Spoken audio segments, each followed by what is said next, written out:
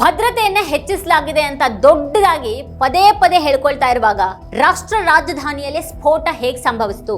ಪಹಲ್ಗಾಮ್ ಘಟನೆಯ ನಂತರ ಏಜೆನ್ಸಿಗಳು ಎಚ್ಚರವಾಗಿದ್ರೆ ದೆಹಲಿಯಲ್ಲಿನ ವೈಫಲ್ಯ ಏನ್ ಹೇಳುತ್ತೆ? ತನಿಖೆ ನೆಪದಲ್ಲಿ ಸರ್ಕಾರ ಜನರಿಂದ ಮಹತ್ವದ ಮಾಹಿತಿಯನ್ನ ಮರೆಮಾಚ್ತಾ ಇದೆಯಾ?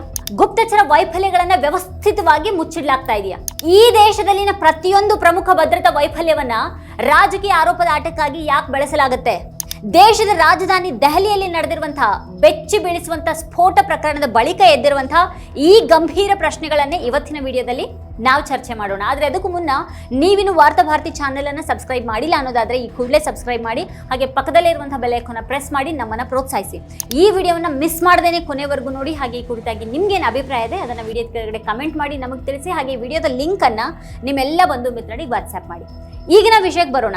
ನವೆಂಬರ್ 10ರಂದು ಸಂಜೆ ದೆಹಲಿಯ ಕೆಂಪು ಕೋಟೆ ಬಳಿ ನಡೆದಂತಹ ಸ್ಫೋಟ ಪ್ರಕರಣವನ್ನ NIA ವಹಿಸಲಾಗಿದೆ. ದೆಹಲಿ ಪೊಲೀಸ್ ಮೂಲಗಳು ಇದು ಆತ್ಮಹತ್ಯೆ ದಾಳಿ ಅಂತ ಹೇಳಿರೋದು ವರದಿಯಾಗಿದೆ. ಆದ್ರೆ ಅಧಿಕೃತವಾಗಿ ಸರ್ಕಾರ ಆ ರೀತಿ ಹೇಳಿಲ್ಲ. ಇಲ್ಲಿನ ಮಡಿಲ ಮೀಡಿಯಾಗಳಿಗಂತೂ ಗಾಂಭೀರ್ಯನೇ ಯಾವತ್ತೂ ಅರ್ಥ ಆಗೋದಿಲ್ಲ. ಸ್ಫೋಟದ ನಂತರ ಸರ್ಕಾರ ಹಲವಾರು ಗಂಟೆಗಳ ಕಾಲ ತನಿಖೆಯನ್ನ ನಡೆಸ್ತಾ ಇತ್ತು, ಮತ್ತೆ ಅಧಿಕೃತವಾಗಿ ಏನನ್ನೂ ಹೇಳಲಿಲ್ಲ. ಈ ಬಾರಿ ಸರ್ಕಾರ ಇದನ್ನ ಭಯೋತ್ಪಾದಕ ದಾಳಿ ಅಂತ ಕರೆಯೋದಿಕ್ಕೂ ಕೂಡ ಹಿಂಜರಿತಾ ಇರೋ ಹಾಗೆ ತೋರ್ತಾ ಇದೆ. ತನಿಖಾ ಸಂಸ್ಥೆಗಳು ಇದನ್ನ ಭಯೋತ್ಪಾದಕ ದಾಳಿ ಅಂತ ಕರೆಯೋದಿಕ್ಕೆ ಸಮರ್ಥನೀಯವಾದ ಯಾವುದನ್ನು ಕೂಡ ಕಂಡುಕೊಂಡಿಲ್ಲ. ಇನ್ನು ಆತ್ಮಹತ್ಯೆ ದಾಳಿಯೂ ಕೂಡ ಭಯೋತ್ಪಾದಕ ದಾಳಿನೇ. ಭಯೋತ್ಪಾದಕ ದಾಳಿ ಅಥವಾ ಆತ್ಮಹತ್ಯೆ ದಾಳಿ ಅದು ಏನೇ ಇರಲಿ, ಘಟನೆ ನಡೆದು ಹಲವಾರು ಗಂಟೆಗಳು ಕಳೆದಿದ್ರೂ ಕೂಡ ಅಧಿಕೃತವಾಗಿ ಆ ರೀತಿ ಹೇಳಲಾಗಿಲ್ಲ.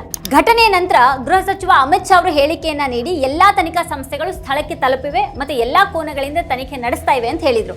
ಆದ್ರೆ ತನಿಖೆಯಿಂದ ಏನು ಗೊತ್ತಾಗಿದೆ ಅನ್ನೋದು ಮಾತ್ರ ಸ್ಪಷ್ಟ ಆಗಿಲ್ಲ. ಸ್ಫೋಟ ಹೇಗೆ ಸಂಭವಿಸ್ತು ಅನ್ನೋದ್ರ ಕುರಿತು ಪ್ರಶ್ನೆಗಳಿವೆ. ಯಾರ ಹೊಣೆ? ಇದನ್ನ ಭಯೋತ್ಪಾದಕ ದಾಳಿ ಅಂತ ಯಾಕೆ ಕರಿಬೇಕು? ಇಡೀ ವ್ಯವಸ್ಥೆ ಇದನ್ನ ಭಾರತದ ಮೇಲಿನ ದಾಳಿ ಅಂತ ಕರೆಯೋದ್ರ ಬಗ್ಗೆ ಎಚ್ಚರ ವಹಿಸಿದೆ.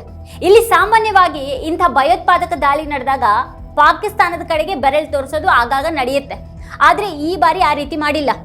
ಯಾವುದೇ ಭಯೋತ್ಪಾದಕ ದಾಳಿಯನ್ನ ಯುದ್ಧ ಕೃತ್ಯ ಅಂತ ಪರಿಗಣಿಸಬೇಕು ಅಂತ ಮೋದಿ ಸಂಪುಟ ನಿರ್ಧಾರ ಮಾಡಿದೆ ಅಂತ ಟ್ವಿಟರ್ನಲ್ಲಿ ಜನರು ನೆನಪಿಸತೊಡಗಿದ್ರು. ಆ ಸಮಯದಲ್ಲಿ ರಾಜನಾಥ್ ಸಿಂಗ್ ಅವರು ಕೂಡ ಭಾಷಣವನ್ನ ಮಾಡ್ತಾ ಇದ್ರು. ಆಪರೇಷನ್ ಸಿಂಧೂರ್ ಇನ್ನೂ ಮುಗಿದಿಲ್ಲ ಅಂತ ಹೇಳ್ತಾ ಇದ್ರು. ಮೊದಲು ಪಹಲ್ಗಾಮ್ನಲ್ಲಿ ಭಯೋತ್ಪಾದಕ ದಾಳಿ ನಡೀತು. ಈಗ ಯಾರು ದೆಹಲಿಗೆ ಸ್ಫೋಟಕಗಳನ್ನ ತಲುಪಿಸ್ತಾ ಇದ್ದಾರೆ? ಸ್ಫೋಟ ಸಂಭವಿಸಿದೆ. ಪಹಲ್ಗಾಮ್ ನಂತರ ಭಯೋತ್ಪಾದಕರು ದೆಹಲಿಗೆ ಹೇಗೆ ಬಂದ್ರು ಅನ್ನೋದು ದೊಡ್ಡ ಪ್ರಶ್ನೆಯಾಗಿದೆ. ಹಲವು ದಿನಗಳಿಂದ ಪಾಟ್ನಾದಲ್ಲಿನೇ ಕೂತಿದ್ದಂತಹ ಗೃಹ ಸಚಿವ ಅಮಿತ್ ಶಾ ಇದು ಯಾವುದಕ್ಕೂ ಕೂಡ ಹೊಣೆಗಾರರಲ್ವಾ? ಯಾರು ಹೇಳೋದಕ್ಕೆ ಧೈರ್ಯ ಮಾಡಿದ ವಿಷಯವನ್ನ ಸಚಿವ ಪ್ರಿಯಾಂಕ್ ಖರ್ಗೆ ಅವರು ಹೇಳಿದ್ದಾರೆ. ಸ್ವತಂತ್ರ ಭಾರತದ ಅತ್ಯಂತ ಅಸಮರ್ಥ ಗೃಹ ಸಚಿವರು ಯಾರಾದರೂ ಇದ್ರೆ ಅದು ಅಮಿತ್ ಶಾ ಮಾತ್ರ. ಮೊದಲು ಅವರು ರಾಜೀನಾಮೆಯನ್ನ ಕೊಡ್ಲಿ, ಅದಾದ ನಂತರ ಪ್ರಧಾನಿ ಮೋದಿ ಅವರು ರಾಜೀನಾಮೆ ಕೊಡ್ಲಿ ಅಂತ ಪ್ರಿಯಾಂಕ್ ಖರ್ಗೆ ಅವರು ಹೇಳಿದ್ದಾರೆ. ಬೇರೆ ಯಾವುದೇ ಸರ್ಕಾರ ಆಗಿದ್ರೆ ಅವರನ್ನ ಸಂಪುಟದಿಂದ ತೆಗೆದು ಹಾಕಲಾಗ್ತಾ ಇತ್ತು ಅಂತ ಪ್ರಿಯಾಂಕ್ ಖರ್ಗೆ ಅವರು ಹೇಳಿದ್ದಾರೆ. Or in any other situation in our country, the Home Minister would have resigned. Probably Mr. Amit Shah is the most incompetent Home Minister in independent India. Manipur happened, Delhi riots 2020 happened, Pahalgam happened, Pulwama happened. The country is in utter chaos. The Home Minister goes to Bihar and other places and openly says that Bangladeshis are coming in. Openly says terrorism is on the rise. Then what is he doing? In any other state, he would have been thrown out of the cabinet, in any other country. But he is indispensable because he shares all the secrets of Mr. Modi. I mean, why is he not being held accountable? Why is the Home Minister of India not being held accountable? Is he there only to dislodge state governments? Is he there only to do politics? If he is going to do only that, let him get back to his party fold. What is the point of being the Home Minister of India and at what cost? How many more lives should be lost to his incompetence? Who is the Home Minister, sir?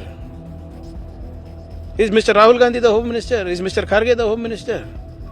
How come that any time any of these incidents happen, the opposition has to answer? Then what is the BJP doing? What is the BJP government doing? How are people coming into India? Why are the borders so porous? How is all this happening? Have you got answers for Pahalgam yet? Have you got answers for Pulwama yet? Have you got answers for Manipur yet? How many times has the Prime Minister visited Manipur? What happened to Delhi? And who's responsible then? Is the opposition responsible for this or the Home Minister? ಅವರು ಪ್ರಧಾನಿ ಮೋದಿ ಅವರ ಆಪ್ತರಾಗಿರೋದ್ರಿಂದ ಯಾರು ಅವರಿಗೆ ಏನೂ ಮಾಡೋದಕ್ಕಾಗೋದಿಲ್ಲ. ಅವ್ರ ಕೆಲಸ ಏನು ಅಂತಂದ್ರೆ ಸರ್ಕಾರಗಳನ್ನ ಉರುಳಿಸೋದು ಮತ್ತೆ ರಾಜಕೀಯ ಮಾಡೋದು. ಈಗ ಅವರನ್ನ ಹುದ್ದೆಯಿಂದ ತೆಗೆದು ಹಾಕಬೇಕು ಅಂತ ಹೇಳಿದ್ದಾರೆ. ಈ ಹಿಂದೆ ಮುಂಬೈ ದಾಳಿ ನಡೆದಾಗ ಈ ದೇಶದ ಗೃಹ ಸಚಿವರು ಹಿಂದೂ ಮುಂದೆ ನೋಡದೇನೆ ರಾಜೀನಾಮೆಯನ್ನ ನೀಡಿದ್ರು. ಆದ್ರೆ ಮೋದಿ ನೇತೃತ್ವದ ಸರ್ಕಾರದಲ್ಲಿ ಪುಲ್ವಾಮಾದಿಂದ ಪಹಲ್ಗಾಮ್ದವರೆಗೆ ಹಲವು ದಾಳಿಗಳು ನಡೆದಿವೆ. ಆದರೂ ಕೂಡ ಯಾವುದೇ ಒಬ್ಬ ನಾಯಕ ಈವರೆಗೆ ನೈತಿಕ ಹೊಣೆಯನ್ನ ಹೊತ್ತು ರಾಜೀನಾಮೆಯನ್ನ ನೀಡಲಿಲ್ಲ. ಇಲ್ಲಿನ ಮಡಿಲ ಮೀಡಿಯಾಗಳು ಕೂಡ ಇದ್ರ ಬಗ್ಗೆ ಮೌನವಾಗಿರ್ತವೆ.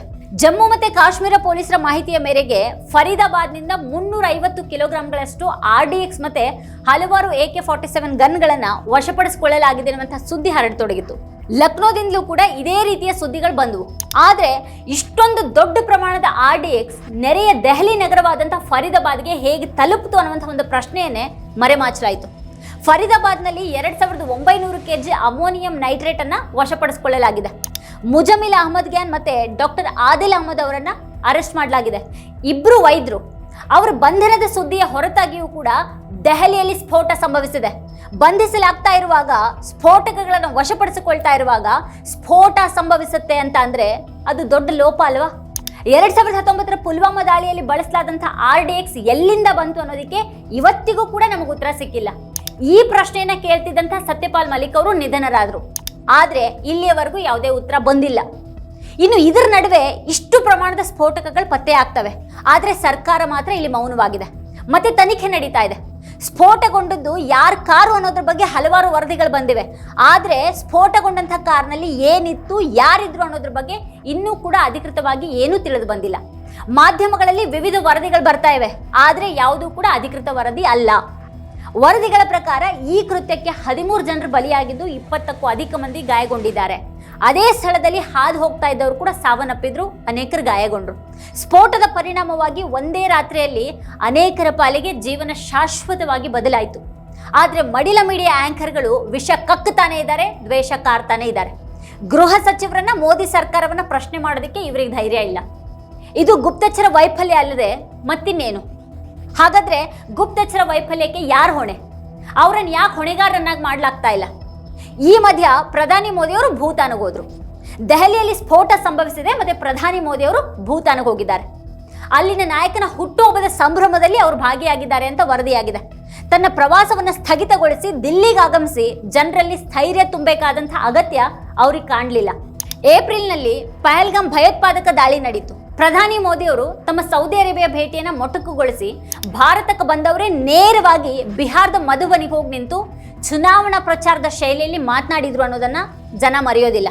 ದೆಹಲಿ ಸ್ಫೋಟದ ಹಿಂದಿನ ಪಿತೂರಿಯನ್ನ ನಮ್ಮ ಏಜೆನ್ಸಿಗಳು ಬಹಿರಂಗಪಡಿಸುತ್ತವೆ ಮತ್ತೆ ಅದ್ರ ಹಿಂದೆ ಯಾರಿದ್ದಾರೆ ಅನ್ನೋದನ್ನ ಪತ್ತೆ ಮಾಡಲಾಗುತ್ತೆ ಅಂತ ಮೋದಿ ಅವರು ಭೂತಾನ್ನಿಂದಾನೇ ಹೇಳಿದ್ದಾರೆ. आज मैं यहाँ बहुत भारी मन से आया हूँ। कल शाम दिल्ली में हुई भयावह घटना ने सभी के मन को व्यथित कर दिया है। मैं पीड़ित परिवारों का दुख समझता हूँ। आज पूरा देश उनके साथ खड़ा है। मैं कल रात भर इस घटना की जांच में जुटी सभी एजेंसियों के साथ, सभी महत्वपूर्ण लोगों के साथ संपर्क में था। विचार विमर्श चलता था, जानकारियों के तार जोड़े जा रहे थे। हमारी एजेंसियां इस षड्यंत्र की तह तक जाएगी। इसके पीछे के षड्यंत्रकारियों को बख्शा नहीं जाएगा। All those responsible will be brought to justice. ಆದ್ರೆ ಇದು ಯಾರ ಪಿತೂರಿ? ಇನ್ನೂ ಏನು ಪತ್ತೆಯಾಗಿಲ್ವಾ? ಭಯೋತ್ಪಾದಕ ದಾಳಿಯಲ್ಲಿ ಭಾಗಿಯಾಗಿರೋರು ಯಾರೇ ಆದರೂ ಕೂಡ ಅವರಿಗೆ ಕಠಿಣ ಶಿಕ್ಷೆ ಆಗಲೇಬೇಕು. ಆದ್ರೆ ದೆಹಲಿಯಲ್ಲಿ ಸ್ಫೋಟಕ್ಕೆ ಕಾರಣವಾದಂತಹ ನಿರ್ಲಕ್ಷ್ಯ ಅಥವಾ ಮೇಲ್ವಿಚಾರಣೆ ವಿಷಯವಾಗಿ ಯಾರು ಹೊಣೆ ಆಗ್ತಾರೆ? ಪಹಲ್ಗಾಮ್ ದಾಳಿಯ ನಂತರ ಯಾರ ವಿರುದ್ಧನಾದರೂ ಕ್ರಮವನ್ನು ಕೈಗೊಳ್ಳಲಾಗಿದೆಯಾ? ಮಾಧ್ಯಮಗಳು ಮತ್ತು ಸಾಮಾಜಿಕ ಮಾಧ್ಯಮಗಳಲ್ಲಿನ ಮಾಹಿತಿ ದೆಹಲಿಯನ್ನ ಗುರಿಯಾಗಿಸಬಹುದು ಅನ್ನೋ ಒಂದು ಸೂಚನೆ ಏಜೆನ್ಸಿಗಳಿಗಿತ್ತು ಅಂತ ಹೇಳ್ತಾ ಇವೆ. ಈಗ ಕಳೆದ 1.5 ವರ್ಷದಿಂದ ದೆಹಲಿಯನ್ನ ಗುರಿಯಾಗಿಸುವಂತ ಒಂದು ಸಿದ್ಧತೆಗಳು ನಡೀತಾ ಇವೆ ಅಂತ ವರದಿಗಳು ಬರ್ತಾ ಇವೆ. ಭಯೋತ್ಪಾದಕ ಸಂಚಿಗೆ ಸಂಬಂಧಪಟ್ಟ ಹಾಗೆ ದೆಹಲಿ ಪೊಲೀಸರು ಹಲವಾರು ಜನರನ್ನ ಅರೆಸ್ಟ್ ಮಾಡಿದ್ದಾರೆ. ಇದರ ಹೊರತಾಗಿನೂ ಸ್ಫೋಟ ಸಂಭವಿಸಿದೆ. ಆಂತರಿಕ ಭದ್ರತೆಯ ಜವಾಬ್ದಾರಿ ಹೊತ್ತವರನ್ನ ಸಹ ಹೊಣೆಗಾರರನ್ನಾಗಿ ಮಾಡಲಾಗತ್ತಾ? ಬಹುಶಃ ಈ ಕಾಲ ಬದಲಾಗಿದೆ. ಈಗ ಸರ್ಕಾರದೊಳಗೆ ಯಾರೂ ಕೂಡ ಹೊಣೆಗಾರರಲ್ಲ, ಯಾರೂ ತಪ್ಪಿತಸ್ಥರಲ್ಲ. ಅವರ ವಿರುದ್ಧ ಯಾವುದೇ ಕ್ರಮವನ್ನು ಕೈಗೊಳ್ತಾ ಇಲ್ಲ. ಗೃಹ ಸಚಿವರು ಮೊದಲು ದೇಶಕ್ಕೆ ಮಾಹಿತಿಯನ್ನ ನೀಡಬೇಕು. 6 ತಿಂಗಳ ಹಿಂದೆ ಪಹಲ್ಗಾಮ್ನಲ್ಲಿ ಭಯೋತ್ಪಾದಕ ದಾಳಿ ನಡೆಯಿತು. ಆ ಸಮಯದಲ್ಲಿ ಭದ್ರತಾ ಲೋಪದ ಬಗ್ಗೆ ಎಷ್ಟೆಲ್ಲಾ ಪ್ರಶ್ನೆಗಳನ್ನ ಎತ್ತಲಾಯಿತು. ಆದರೆ ಯಾವುದೇ ಅಧಿಕಾರಿ ಅಥವಾ ಸಚಿವರ ವಿರುದ್ಧ ಯಾವುದೇ ಕ್ರಮ ಕೈಗೊಳ್ಳೇ ಇಲ್ಲ. 2020ರಲ್ಲಿ ದೆಹಲಿಯಲ್ಲಿ ಗಲಭೆಗಳು ಭುಗಿಲೆದ್ವು. ಪೊಲೀಸ್ ಆಯುಕ್ತರನ್ನ ತೆಗೆದುಹಾಕಲಾಯಿತು. ಆದರೆ ಇವತ್ತಿಗೂ ಕೂಡ ಕಾರಣ ಗೊತ್ತಾಗಿಲ್ಲ. ಆ ಸಮಯದಲ್ಲಿ ಪೊಲೀಸರ ಲೋಪ ಏನು, ಅದರಲ್ಲಿ ಅವ್ರ ಪಾತ್ರ ಏನು? ಅದಾದ ನಂತರ ನ್ಯಾಯಾಲಯ ಸ್ವತಃ ಗಲಭೆಯ ಬಗ್ಗೆ, ಪೊಲೀಸರ ತನಿಖೆಯ ಬಗ್ಗೆ ಗಂಭೀರ ಪ್ರಶ್ನೆಗಳನ್ನ ಎತ್ತಿತ್ತು. ಅಮಾಯಕ ಜನರನ್ನ ಸಿಲುಕಿಸೋದಕ್ಕೆ ಪುರಾವೆಗಳು ಇಲ್ಲದೆ ಒಂದು ಕಥೆಯನ್ನ ಸೃಷ್ಟಿ ಮಾಡಲಾಯಿತು, ಮತ್ತೆ ಅವರನ್ನ ಜೈಲಿಗೆ ಹಾಕಲಾಯಿತು. ಕಾಶ್ಮೀರದಲ್ಲಿ ಭಯೋತ್ಪಾದನೆ ಕೊನೆಗೊಂಡಿದೆ ಅಂತ ಹೇಳಲಾಗ್ತಾ ಇದೆ ಈಗ. ಆದ್ರೆ ಪಹಲ್ಗಾಮ್ದಲ್ಲಿ ದಾಳಿ ನಡೀತು. ಈಗ ದೆಹಲಿಯಲ್ಲಿ ಸ್ಫೋಟ ಸಂಭವಿಸಿದೆ. ಕೋಮು ರಾಜಕೀಯದಲ್ಲಿ ತೊಡಗಿರೋರನ್ನ ಯಾರೂ ತಡೆಯೋದಿಕ್ ಸಾಧ್ಯ ಇಲ್ಲ. ಆದ್ರೆ ಈ ಘಟನೆ ಜಾಗರೂಕ ಭದ್ರತಾ ವ್ಯವಸ್ಥೆ ಲೋಪಗಳಿಂದ ಕೂಡಿದೆ ಅನ್ನೋದನ್ನ ತೋರಿಸುತ್ತೆ. ಇದರಲ್ಲಿ ಇನ್ನೂ ದೊಡ್ಡ ನ್ಯೂನ್ಯತೆ ಏನು ಅಂತ ಅಂದ್ರೆ, ಯಾರನ್ನು ಕೂಡ ಹೊಣೆಗಾರರನ್ನಾಗಿ ಮಾಡ್ಲಾಗ್ತಾ ಇಲ್ಲ ಅನ್ನೋದು. ಹಾಗೆ ಕಡೆಯದಾಗಿ ತನಿಖೆ ವಿಷಯ. ಸ್ಫೋಟ ತನಿಖೆಯನ್ನ NIAಗೆ ಹಸ್ತಾಂತರಿಸಲಾಗಿದೆ. ಆದ್ರೆ ಇಲ್ಲಿ ಒಂದು ಅಪಾಯ ಇದೆ. ಸಾರ್ವಜನಿಕರನ್ನ ಮತ್ತೆ ಮಾಧ್ಯಮಗಳನ್ನ ತೃಪ್ತಿಪಡಿಸೋದಕ್ಕಾಗಿ ತನಿಖೆ ಅವಸರದಲ್ಲಿ ನಡಿಬಾರ್ದು. ಯಾಕಂದ್ರೆ 2006ರ ಮುಂಬೈ ರೈಲು ಸ್ಫೋಟ ಪ್ರಕರಣದಲ್ಲಿ ಏನಾಯಿತು ಅಂತ ನಾವೆಲ್ಲ ನೋಡಿದ್ದೀವಿ.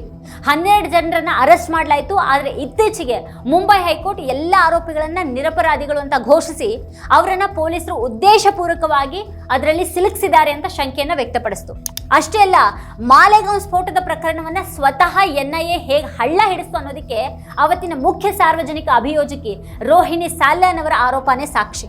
ಅದರಿಂದಾಗಿ ದಿಲ್ಲಿ ಸ್ಫೋಟದ ತನಿಖೆ ಆಗತಿ ಪಡಿಬಾರ್ದಲ್ಲ. ಸಾರ್ವಜನಿಕರ ಸಂತೃಪ್ತಿಗಾಗಿ ತನಿಖೆ ಅವಸರವಾಗಿ ಮುಗಿದ್ರೆ ಅಮಾಯಕರು ಇಲ್ಲಿ ಅಪರಾಧಿಗಳಾಗ್ತಾರೆ, ಮತ್ತೆ ನಿಜವಾದ ಅಪರಾಧಿಗಳು ಮುಕ್ತವಾಗಿ ಓಡಾಡ್ಕೊಂಡಿರ್ತಾರೆ. ಇದು ಇನ್ನೊಂದು ಸ್ಫೋಟ ಕೃತ್ಯಕ್ಕೆ ದಾರಿ ಮಾಡಿಕೊಡುತ್ತೆ.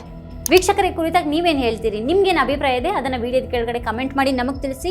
ಇದೇ ಹೊತ್ತಿನ ಸ್ಪೆಷಲ್ ನೋಡ್ತಾ ಇರಿ ವಾರ್ತಾಭಾರತಿ. ನೀವಿನ್ನೂ ವಾರ್ತಾಭಾರತಿ ಯೂಟ್ಯೂಬ್ ಚಾನಲನ್ನು ಸಬ್ಸ್ಕ್ರೈಬ್ ಮಾಡಿಲ್ಲ ಅನ್ನೋದಾದರೆ ಈ ಕೂಡಲೇ ಸಬ್ಸ್ಕ್ರೈಬ್ ಮಾಡಿ. ಹಾಗೆ ಪಕ್ಕದಲ್ಲೇ ಇರುವಂಥ ಬೆಲ್ ಐಕಾನ್ನ ಪ್ರೆಸ್ ಮಾಡಿ ನಮ್ಮನ್ನು ಪ್ರೋತ್ಸಾಹಿಸಿ.